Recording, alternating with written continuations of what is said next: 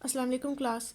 Differential geometry के lecture 5 में हमने सेरेफ-रेने इक्वेशंस इंट्रोड्यूस करवाई थी और ये इक्वेशंस क्या हैं?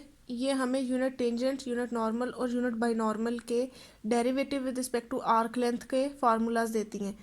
और ये इक्वेशन क्या कहती हैं कि अगर हम यूनिट टेंजेंट वेक्टर का डेरिवेटिव लें with respect to arc length तो वो किसके इक्वल होता है? Kappa times n. Unit normal का डेरिवेटिव किसके इक्वल है? Minus kappa times t plus tau b. और यूनिट बाई नॉर्मल का डेरिवेटिव किसके इक्वल है? Minus tau N. और यहाँ कैपा क्या है? कर्वेचर। और टॉ क्या है? टॉर्शन। और कर्वेचर को हम कैसे डिफाइन करते हैं? Magnitude of arc rate of change of unit tangent vector. और टॉ क्या है? Magnitude of arc rate of change of unit by normal vector. अब हम इनके प्रूफ्स देखते हैं। सबसे पहले हम फर्स्ट इक्वेशन प्रूव करेंगे कि टी जो है, टी का derivative with respect to S किसके इक्वल है? Kappa N. अब इस एक्सप्रेशन में हमारे पास क्या क्या यूज़ हो रहा है? टी यूज़ हो रहा है और एन यूज़ हो रहा है। तो हम क्या करते हैं?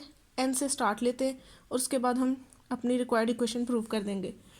अब एन क्या है? एन है यूनिट प्रिंसिपल नॉर्मल वेक्टर। और उसको हम डिफाइन कैसे करते हैं? वो इक्वल होता है टी डैश, यानी टी का derivative with respect to T over उसका मैग्नीट्यूड। ये है हमारा यूनिट प्रिंसिपल नॉर्मल वेक्टर। अब हमने टी को कैसे डिफाइन किया था? T is defined as X dash over X dash का मैग्नीट्यूड। टी जो होता है वो किसके इक्वल होता है? X dash over X dash का मैग्नीट्यूड। इस एक्सप्रेशन से हम कैपा की डेफिनेशन लिखते हैं। और कैपा की डेफिनेशन जैसे हमने लिखी थी कि arc rate of change of unit tangent vector, तो उसी एक्सप्रेशन से हमने कैपा का ये वाला एक्सप्रेशन भी देखा जो कि हम प्रीवियस कई लेक्चर्स में यूज़ भी कर चुके हैं कि कैपा हम कैसे लिखते हैं? टी डैश का मैग्नीट्यूड ओवर एक्स डैश का मैग्नीट्यूड। तो यहाँ हमने टी डैश की वैल्यू सब्सटीट्यूट कर दी। यहाँ से कैसे आ जाएगी? टी डैश को इस साइड पे ही रखा और एक्स डैश के मैग्नीट्यूड को कैपा के साथ मल्टीप्लाई कर दिया। वैल्यू सब्सटीट्यूट की तो हमारे पास यूनिट नॉर्मल वेक्टर की क्या वैल्यू आ गई? T dash over X dash का मैग्नीट्यूड इनटू कैपा यानी कर्वेचर। अब नेक्स्ट है, यहाँ से हमने, अब हमें क्या चाहिए था? यूनिट टेंजेंट वेक्टर चाहिए था। तो हमने इस एक्सप्रेशन में से यूनिट टेंजेंट वेक्टर के derivative with respect to T को अलग कर लिया और ये जो दो वैल्यूज़ हैं इनको दूसरी साइड पे ले गए। तो ये बन गया टी का derivative with respect to T is equal to X dash का मैग्नीट्यूड कैपा और एन ये वाला। अब नेक्स्ट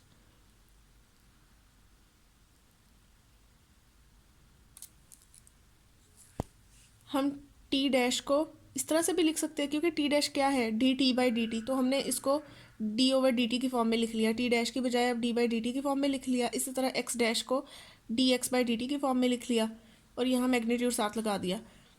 अब हम ये क्यों कर रहे हैं? क्योंकि हम हमारे टी का derivative with respect to S लेना चाह रहे हैं, तो इसलिए हमने पहले इसको इस फॉर्म में लिखा। अब उसका derivative with respect to S लिखने के लिए जैसे हम प्रीवियस क्वेश्चंस में करते थे, हमने यहाँ लगा दिया चेन रूल। चेन रूल कैसे लगाया? D T by D S times D S by D T is equal to, अब यहाँ पे हमने ये वाला एक्सप्रेशन यूज़ किया है कि d s over d t किसके इक्वल है? D x over d t के equal. D s over d T is equal to d x over d t. ये एक्सप्रेशन भी हम डिराइव कर चुके हैं प्रीवियस लेक्चर्स में। तो ये एक्सप्रेशन यहाँ पे डाल दिया। D x over d t का मैग्नीट्यूड की जगह हमने डाल दिया d s over d t kappa n as it is. ये d s over d t और ये d s over d t cancel out हो गए तो हमारे पास वैल्यू आ गई d t over d S is equal to kappa times n. और D t over d s लिख लें या हम टी डॉट लिख लें, नोटेशन ही है। जैसे हम D T by D T लिख लें या टी डैश लिख लें, एक ही बात है। इसी तरह हमने D T by D S की जगह लिख दिया टी डॉट, तो टी डॉट किसके इक्वल आ गया? Kappa N. और ये हमारा फर्स्ट एक्सप्रेशन हो गया प्रूफ। अब नेक्स्ट हम थर्ड एक्सप्रेशन पहले प्रूव करेंगे, उसके बाद हम सेकंड एक्सप्रेशन प्रूव करेंगे इन दो, फर्स्ट और थर्ड को यूज़ करते हुए। थर्ड एक्सप्रेशन प्रूव करने से पहले हम एक रिमार्क देख लेते हैं कि हमने यूनिट प्रिंसिपल नॉर्मल वेक्टर को कैसे डिफाइन किया था? T dash over T dash का मैग्नीट्यूड। इसको लिखने का एक और फार्मूला भी है। जैसे कर्वेचर किसके इक्वल था? Magnitude of D T by D s के इक्वल। और फिर हमने एक और उसका भी फार्मूला देखा और वो ये था कि कैपा जो है वो किसके इक्वल है? Magnitude of T dash over magnitude of x dash. इसी तरह एन का अगर ये फार्मूला है तो एक और फार्मूला हम एन का ये भी लिख सकते हैं कि यूनिट नॉर्मल किसके इक्वल है, कर्वेचर वेक्टर। अब आपने ये देखना है, ये है कर्वेचर वेक्टर जिसके ऊपर मैं हैट डाल रही हूँ, कैप डाल रही हूँ, और ये है कर्वेचर कैपा। कैपा किसके इक्वल होता है, कैपा जो है वो इक्वल है मैग्नीट्यूड ऑफ कर्वेचर वेक्टर। ठीक है, तो जब भी मैं के ऊपर वेक्टर की नोटेशन डालूंगी तो वो कर्वेचर वेक्टर होगा। अगर हम उसका मैग्नीट्यूड ले लेंगे तो वो हमारा कैपा यानी सिंपल कर्वेचर बन जाएगा। तो यूनिट नॉर्मल का एक ये वाला फार्मूला भी है कि यूनिट नॉर्मल किसके इक्वल होता है, curvature vector over its magnitude, और मैग्नीट्यूड की जगह हमने कैपा लिख दिया। हो सकता है कोई क्वेश्चन में आपको ये फार्मूला भी यूज़ करना पड़ जाए। वैसे तो ये फार्मूला हम इसी फार्मूला से डिराइव करते हैं, तो हमारे कोई सोल्यूशन में इतना फ़र्क नहीं पड़ेगा। हो सकता है अगर हम ये फार्मूला यूज़ करें तो हमारा क्वेश्चन थोड़ा इजीली सॉल्व हो जाए। अब हम इसको डिराइव करते हैं कि एन को हम इस तरह से कैसे लिखते हैं। हमने वन से क्या लिख लिया, वन जो है हमारी ये वाली इक्वेशन, फर्स्ट सेरेफ्रेन इक्वेशन, वो क्या है, D T by D S is equals to kappa N. यहाँ से हमने एन को कर दिया अलग, एन यहाँ रह गया और कैपा यहाँ आके डिवाइड हो गया, तो N is equals to 1 over kappa times, ये हो गया 1 ओवर कैपा टाइम्स दिस। ऐसे ही है ना, कैपा इधर आके डिवाइड हो गया तो ये बन गया 1 over kappa time d T by D S. अब D T by D s किसके इक्वल है, कर्वेचर वेक्टर के, क्योंकि कर्वेचर वेक्टर हम डिफाइन ही कैसे करते हैं, arc rate of change of unit tangent vector. तो यहाँ हमने D T by D S की जगह लिख दिया kappa curvature vector, sorry kappa नहीं, सिंपल कर्वेचर वेक्टर लिख दिया। तो हमारे पास एन की वैल्यू क्या आ गई, के ओवर कैपा। अब कैपा की जगह हमने कैपा लिख लें, कोई फ़र्क नहीं पड़ता, या हम इसी का मैग्नीट्यूड लिख लें, क्योंकि कैपा जो होता है वो इसी के इक्वल होता है ना, कर्वेचर वेक्टर के मैग्नीट्यूड के इक्वल। तो हमने कैपा की जगह उसका मैग्नीट्यूड लिख दिया। इस तरह से लिखने की क्या ज़रूरत थी, इसी तरह भी हम छोड़ सकते थे, वो बस इसलिए क्योंकि जब हमने एन को डिफाइन किया था तब हमने टी डैश ओवर टी का मैग्नीट्यूड लिखा था। इसीलिए हमने जब एन को दूसरे तरीके से डिफाइन किया तो हमने के ओवर के का मैग्नीट्यूड कर दिया, और उसको कैपा में लिखने की बजाय सिंपल के का मैग्नीट्यूड की ही फॉर्म में लिख लिया। इस तरीके से हमने देखा कि कैसे हमने सेरेफ्रेने फर्स्ट इक्वेशन को यूज़ करते हुए यूनिट नॉर्मल वेक्टर का एक और एक्सप्रेशन फाइंड कर लिया। अब हम नेक्स्ट थर्ड वाली इक्वेशन को सॉल्व करेंगे, उसका प्रूफ देखेंगे। थर्ड इक्वेशन क्या थी, बी का derivative with respect to s is equals to minus tau n. Tau है हमारा टॉर्शन। तो इसको प्रूव करने के लिए हम क्या कंसिडर कर लेते हैं, हमें बी चाहिए और एन चाहिए। तो जैसे पिछले में हमने एन से स्टार्ट लिया, इसमें हम बी से स्टार्ट ले लेते हैं। तो बी से क्यों स्टार्ट कर रहे हैं, क्योंकि बी का हमारे पास ये फार्मूला था कि बी किसके इक्वल था, टी क्रॉस एन के इक्वल। तो हमने बी से ही स्टार्ट कर लिया, B since B is equals to T cross N. B की डेफिनेशन ही हम ऐसे करते हैं, ऐसा वेक्टर जो टी यूनिट टेंजेंट और यूनिट प्रिंसिपल नॉर्मल वेक्टर के परपेंडिकुलर होता है। तो by definition of B equal to T cross N. अब हमें क्या चाहिए, बी का derivative with respect to S, dot का यही मतलब है। तो हमने दोनों तरफ ले लिया derivative with respect to S, तो ये बन गया D B by D S. और अब जब यहाँ पे derivative with respect to S लिया तो लग गया प्रोडक्ट रूल, फर्स्ट का derivative second as it is plus first as it is cross second का डेरिवेटिव, यहाँ लगा दिया हमने प्रोडक्ट रूल। और अब D T by D S ये किसके इक्वल है, ये इक्वल है कैपा एन के। कैसे, फर्स्ट सेरेफ्रेन इक्वेशन यही बताती है कि अगर हम टी का derivative with respect to S लें तो वो कैपा एन के इक्वल आता है। तो हमने वो वैल्यू सब्सटीट्यूट कर दी। इसी तरह ये वाला एक्सप्रेशन एज इट इज़ ही आ गया, क्योंकि अब मैंने D N by D S की वैल्यू नहीं सब्सटीट्यूट की। हालांकि हमें सेकंड सेरेफ्रेन इक्वेशन से D N by D S की वैल्यू भी मिल रही है, लेकिन वो मैंने इसलिए नहीं अभी सब्सटीट्यूट की क्योंकि अभी हमने उसका प्रूफ नहीं किया, अभी हमने सिर्फ फर्स्ट वाली का प्रूफ किया और उसके बाद हम थर्ड पे आ गए, सेकंड का प्रूफ नहीं किया, इसलिए हमने सेकंड वाली की वैल्यू अभी यूज़ नहीं की। तो यहाँ से अब हमारे पास क्या आया, एन क्रॉस एन, दो सेम वेक्टर्स का अगर हम क्रॉस प्रोडक्ट लें वो हो जाता है 0। तो ये एक्सप्रेशन पूरा का पूरा हो गया हमारा 0, और ये एज इट इज़ लिख दिया। तो हमारे पास D B by D S is equals to T cross d N by D s आ गया। इसको हमने नाम दे दिया है इक्वेशन ए का।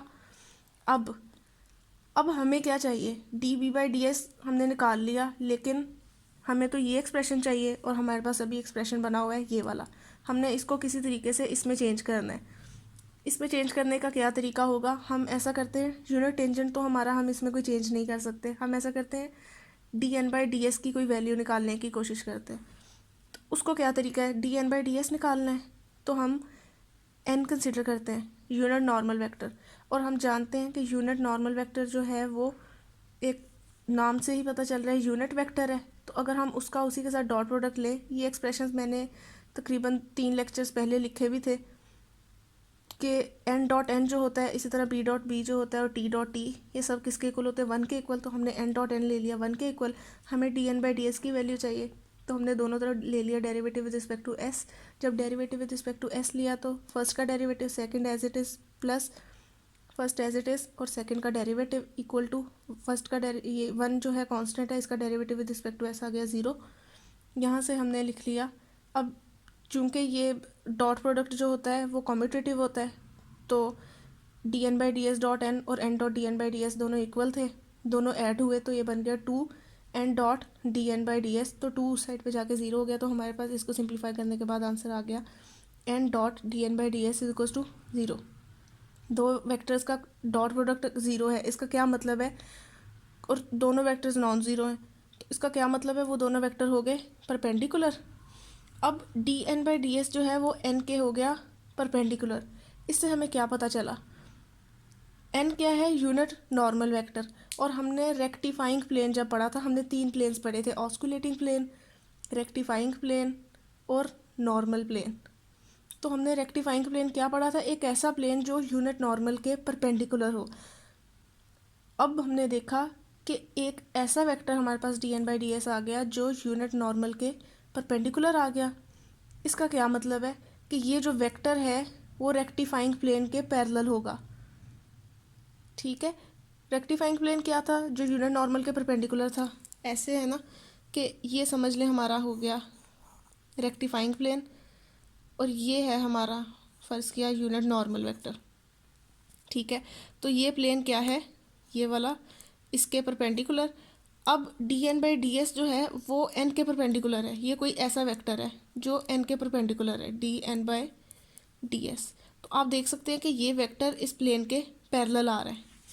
अब चूंकि D N by D S rectifying plane के पैरेलल आ रहा है, तो इसका मतलब अब रेक्टिफाइंग प्लेन क्या है, वो प्लेन जो यूनिट टेंजेंट और यूनिट बाइनॉर्मल वेक्टर को कंटेन करता है। ठीक है, और ये वेक्टर है उसके पैरेलल, तो इसका क्या मतलब है, कि ये वेक्टर जो है वो यूनिट टेंजेंट और यूनिट बाइनॉर्मल के लीनियर कम्बिनेशन में लिखा जा सकता है। ठीक है, तो हमने लिख लिया D N by D S is equals to alpha T plus beta B, where alpha और बीटा क्या हैं, ये कोई स्केलर्स हैं, इनका लीनियर कम्बिनेशन लिख लिया। एल्फ़ा और बीटा की हमें वैल्यू नहीं पता है, ये कोई आर्बिट्रेरी स्केलर्स ही हैं, क्योंकि D N by D S rectifying plane के पैरेलल था, और रेक्टिफाइंग प्लेन कौन सा होता है, जो यूनिट टेंजेंट और यूनिट बाइनॉर्मल को कंटेन करता है। तो इसका मतलब हर वेक्टर जो इस प्लेन के पैरेलल है वो इन दोनों के लीनियर कम्बिनेशन में लिखा जा सकता है, तो हमने वो लिख लिया। अब D N by D S की हमने निकाल ली वैल्यू, वो हमने सब्सटीट्यूट कर दी हमारी इक्वेशन ए में। तो हमारे पास D B by D s किसके इक्वल आ गया, T cross d N by D S की value alpha T plus beta b, ये हमने वैल्यू लगा दी। अब जब टी का क्रॉस आ रहा है दो वेक्टर के सम के साथ, तो ये क्रॉस हो गया इसके साथ अलग और इसके साथ अलग, तो ये बन गया एल्फ़ा स्केलर था वो हमने क्रॉस से बाहर लिख दिया, तो ये बन गया T cross T, plus beta scalar था वो क्रॉस से बाहर आ गया और ये बन गया टी क्रॉस बी। अब टी क्रॉस टी, दो सेम वेक्टर्स का क्रॉस प्रोडक्ट आ रहा है, तो ये एक्सप्रेशन तो हो गया हमारा 0, और टी क्रॉस बी ये किसके इक्वल आएगा, टी क्रॉस बी हमने याद करने के लिए ये एक तरीका सीखा था कि हम एक सर्कल बनाते हैं, उसमें हम लिखते हैं टी एन और बी, और सर्कल को हम क्लॉकवाइज सर्कल में मूव करते हैं। तो क्या होगा, टी क्रॉस एन किसके इक्वल आ जाएगा, बी के इक्वल, एन क्रॉस बी किसके इक्वल आ जाएगा, टी के इक्वल, और बी क्रॉस टी किसके इक्वल आ जाएगा, एन के इक्वल। हमें वैल्यू चाहिए थी टी क्रॉस बी के। अब बी क्रॉस टी किसके इक्वल है, एन के इक्वल। अगर हम यहाँ से यहाँ आए तो बी क्रॉस टी किसके इक्वल है, एन के, लेकिन हमें क्या चाहिए, टी क्रॉस बी। तो जब हम क्रॉस प्रोडक्ट में वैल्यूज़ को इंटरचेंज करते हैं तो साथ नेगेटिव साइन लगा देते हैं, तो हमारे पास बी क्रॉस टी की वैल्यू किसके इक्वल आ गई, माइनस एन के इक्वल। तो हमारे पास D B by D S का एक्सप्रेशन आ गया माइनस बीटा एन, इसको हमने दे दिया बी का नाम। अभी भी हमारे पास हमारा कंप्लीट फार्मूला, कंप्लीट सोल्यूशन नहीं आया। हमने ये शो करना था कि D B by D S is equals to minus tau N. अब यहाँ पे टॉ नहीं है हमारे पास, यहाँ है हमारे पास कोई आर्बिट्रेरी स्केलर बीटा। हमें इस बीटा की वैल्यू नहीं पता, हमने किसी तरीके से इस बीटा की वैल्यू टॉ के इक्वल लेकर आनी है। तो हम इस क्वेश्चन को अब आगे कंटिन्यू करते हैं। कैसे? हमने दोनों तरफ ले लिया इस एक्सप्रेशन का मैग्नीट्यूड, तो ये बन गया D B by D S का magnitude is equals to magnitude of minus beta n. लिख लिया। बीटा क्या था? एक स्केलर था, वो मैग्नीट्यूड से बाहर आ गया और इस मैग्नीट्यूड ने नेगेटिव साइन भी खा लिया, तो मैग्नीट्यूड लग गया सिंपल एन के साथ। एन है एक यूनिट वेक्टर और यूनिट वेक्टर का मैग्नीट्यूड होता है 1, तो यहाँ आ गया beta times 1 equal to beta. तो हमारे पास d beta by D S की वैल्यू किसके इक्वल आ गई? D beta by D s के मैग्नीट्यूड की वैल्यू किसके इक्वल आ गई? बीटा के इक्वल। और हम टॉ की हमने डेफिनेशन क्या की थी? Tau is defined as magnitude of arc rate of change of unit binormal vector. ये हमने की थी टॉ की डेफिनेशन हमारे लेक्चर नंबर 5 में। तो हमने यहाँ से D B by D S को लिख लिया, टॉ डेफिनेशन लगा दी, तो हमें पता चला कि D B by D S का मैग्नीट्यूड किसके इक्वल आ गया? टॉ के इक्वल। लेकिन D B by D S का मैग्नीट्यूड हमने क्या किसके इक्वल निकाला था? बीटा के इक्वल। इसका क्या मतलब है? टॉ किसके इक्वल हो गया? बीटा के इक्वल। तो यहाँ से बीटा की वैल्यू हमारे पास आ गई टॉ, हमने वैल्यू सब्सटीट्यूट कर दी एक्सप्रेशन बी में, तो हमारे पास हमारा रिक्वायर्ड रिजल्ट आ गया D B by D S is equal to minus tau N, या हम इसको अगर दूसरी नोटेशन में लिखना चाहें तो B dot is equals to minus tau N. यहाँ से हमारे पास हमारी थर्ड सेरेफ्रेने इक्वेशन हो गई प्रूफ। अब हम सेकंड इक्वेशन प्रूव करते हैं। सेकंड इक्वेशन में हमने क्या प्रूव करना है कि यूनिट नॉर्मल वेक्टर का derivative with respect to S किसके इक्वल है? Tau B minus kappa T. तो अब हमें इस एक्सप्रेशन में क्या क्या यूज़ हमारा हो रहा है? एन हो रहा है, बी हो रहा है और टी हो रहा है। तो हम ऐसा करते हैं, एन को लेकर चलते हैं और हमारा रिक्वायर्ड रिजल्ट निकालते हैं। तो कंसीडर कर लिया एन। अब एन किसके इक्वल है? इसी से हम सीखा हुआ है, हमने याद रखी हुई है बात कि एन हमने निकालना है, तो एन किसके इक्वल होगा? बी क्रॉस टी के इक्वल। यूँ मूव कर रहे हैं ना हम क्लॉकवाइज, तो एन किसके इक्वल है? बी क्रॉस टी के। तो एन लिख लिया हमने बी क्रॉस टी के इक्वल। अब हम लोगों ने एन डॉट लेना है, यानी एन का derivative with respect to S लेना, तो हमने इस एक्सप्रेशन का derivative with respect to S ले लिया। तो यहाँ आ गया D N by D S और यहाँ लग गया प्रोडक्ट रूल, फर्स्ट का derivative second as it is plus first as it is और सेकंड का डेरिवेटिव। अब देखें D B by D S. अब यहाँ मैं D B by D S की वैल्यू सब्सटीट्यूट कर दूँगी हमारी थर्ड सेरेफ्रेने इक्वेशन से। क्यों? क्योंकि हम वो प्रूव कर चुके हैं, हमारे पास वो वैल्यू एक आ चुकी है, तो हमने D B by D S की वैल्यू सब्सटीट्यूट कर दी। इसी तरह D T by D S की वैल्यू हमने फर्स्ट इक्वेशन में डिराइव की हुई थी, उसकी फर्स्ट इक्वेशन से हमने वो वैल्यू डाल दी कैपा एन के इक्वल, तो ये बन गया minus tau N cross T plus B as it is cross, और इसकी वैल्यू आ गई कैपा एन। अब एन क्रॉस टी किसके इक्वल है? एन हमें पता है कि टी क्रॉस एन किसके इक्वल होता है? बीटा बी के इक्वल। लेकिन अब हम उल्टा जा रहे हैं, एन क्रॉस टी हमें चाहिए तो वो किसके इक्वल हो जाएगा? माइनस बी के equal.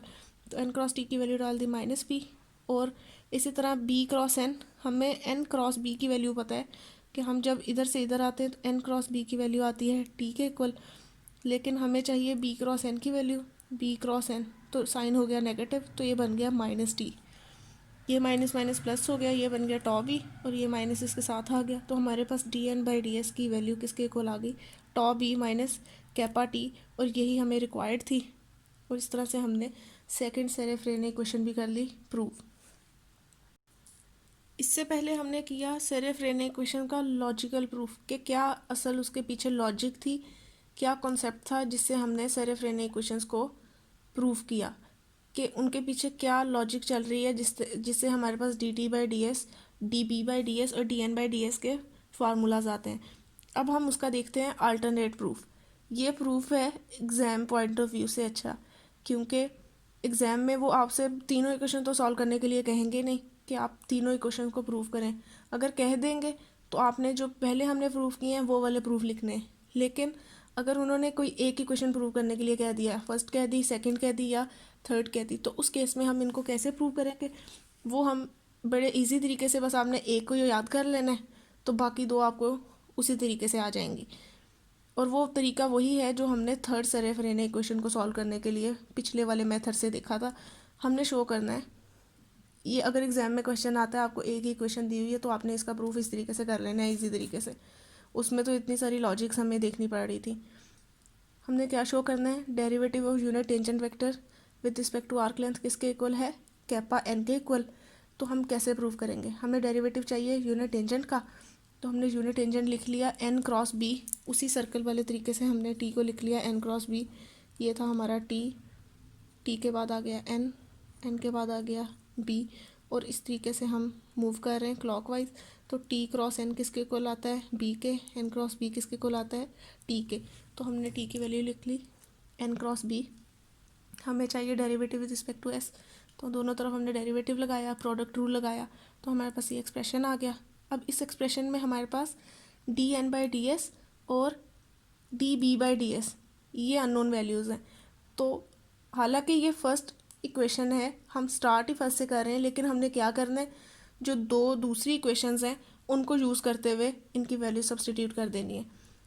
D N by D S हमें second Frenet equation, Serret Frenet equation से वैल्यू क्या मिलती है इसकी? Tau B minus kappa T. और D B by D S की वैल्यू क्या आती है? Minus tau N. यानी हमने सेकेंड और थर्ड इक्वेशन को यूज़ किया, इसको सिंप्लीफाई कर लिया। टॉ स्केलर था, बाहर आ गया, ये बन गया B cross B, minus kappa बाहर आ गया स्केलर, और ये बन गया T cross B, plus minus tau बाहर आ गया और ये बन गया N cross N. B cross B same vectors की वजह से ज़ीरो हो गया, एन क्रॉस एन भी ज़ीरो हो गया। और टी बी किसके इक्वल है? T B, B cross T तो एन के इक्वल है, तो टी क्रॉस बी किसके इक्वल होगा? माइनस एन के इक्वल। माइनस एन और माइनस के क्या बन गए? प्रोडक्ट इनका लिया तो ये बन गए के एन। ये वैल्यू ज़ीरो, ये वैल्यू ज़ीरो, तो हमारे पास D T by D S का फार्मूला आ गया कैपा एन। अब नेक्स्ट हम कैसे सॉल्व करेंगे? सेम इसी तरीके से जैसे हमने इधर टी को लिखा था और उसका डेरिवेटिव लिया था। अब हमने नेक्स्ट में शो करना है D N by D S. ये वही फार्मूला है जो हम पहले भी इसका, ये वही तरीका है जो हम पहले भी कर चुके हैं। क्या करेंगे हम? जैसे टी को लिया वैसे ही एन को ले लिया। एन किसके इक्वल है? N equal to B cross T. N की वैल्यू ले ली, जैसे इसमें derivative with respect to S लिया, इसमें भी ले लिया। डेरिवेटिव प्रोडक्ट फार्मूला से अलग अलग हो गया। D B by D S की वैल्यू डाल दी, D T by D S की वैल्यू डाल दी, बाकी दो इक्वेशन से, सेरेफ-रेने इक्वेशन से ही। वो इक्वेशन हमें क्या कहती हैं कि D B by D S is equals to minus tau N और D T by D S equal to kappa N. Expression को सिंप्लीफाई किया तो हमारे पास D N by D S की वैल्यू भी आ गई, tau B minus kappa T. इसी तरह हम थर्ड इक्वेशन भी प्रूव कर लेंगे। हमने D B by D S equal to minus tau N prove करना है, तो बी की वैल्यू ले ली टी क्रॉस एन, दोनों का डेरिवेटिव, दोनों साइड्स का derivative with respect to S ले लिया, प्रोडक्ट रूल लगाया। अब D T by D S की वैल्यू डाल दी सेरेफ-रेने इक्वेशन से, D N by D S की वैल्यू डाल दी सेरेफ-रेने इक्वेशन से, सिंप्लीफाई किया एक्सप्रेशन को, तो हमारे पास D B by D S की वैल्यू आ गई माइनस टॉ एन। तो आपने देखा कितने इजी तरीके से, सिर्फ एक हमें सोल्यूशन आना चाहिए, एक मेथड आना चाहिए, तो हमने तीनों की तीनों इक्वेशंस उसी तरीके से डिराइव कर ली। अगर आपको एग्जाम में ये सिर्फ एक इक्वेशन प्रूव करने के लिए दी जा रही है, तो आपने आराम से इसी तरीके से उसको क्वेश्चन को सॉल्व कर लेना है।